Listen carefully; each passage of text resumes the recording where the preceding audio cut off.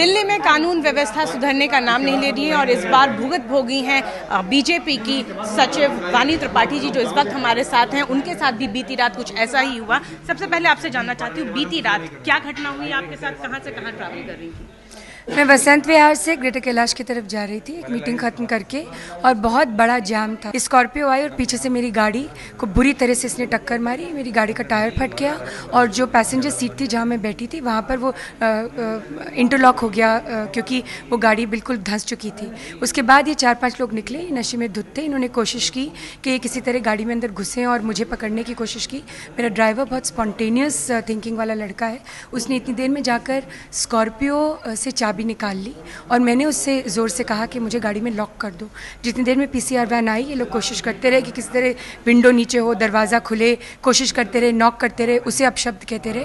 PCR when I, लेकिन हैरानी की बात यह है कि हर व्यक्ति जो उस भरे हुए जाम में गाड़ी से गुजर रहा था, वो पुलिस वालों को भी ये कहकर प्रताड़ित करता रहा कि ये जाम तुम्हारी वजह से, गाड़ी क्यों नहीं हटा रहे हो।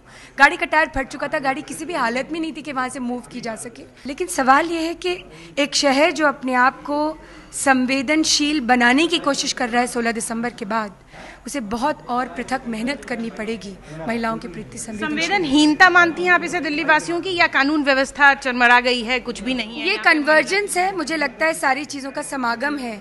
लेकिन जब तक पुलिस पहुंचती है मौकाए वारदात पर, क्या जो लोग वहाँ से गुजर रहे थे उनमें से कोई एक गाड़ी साइड में लगाकर उसको क्या पूछना नहीं चाहिए था कि हो क्या रहा है? मैं अंदर गाड़ी में बंद थी, मैं बाहर तो बिल्कुल खड़ी नहीं हो सकती, क्योंकि मैं वाकई बहुत परेशान थी इन लोगों के बर्ताव से।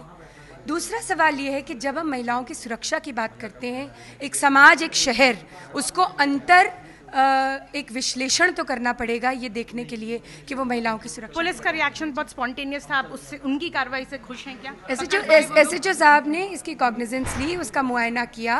पहले वो बिजी थे, लेकिन उन्होंने खुद फ़ोन किया थोड़ी देर बाद, और मैं कह सकती हूँ कि पीसीआर वैन आने के बाद उस कांस्टेबल ने वहाँ रुक कर, जब तक थाने की गाड़ी नहीं आ गई, मुआयना किया कि हुआ क्या है।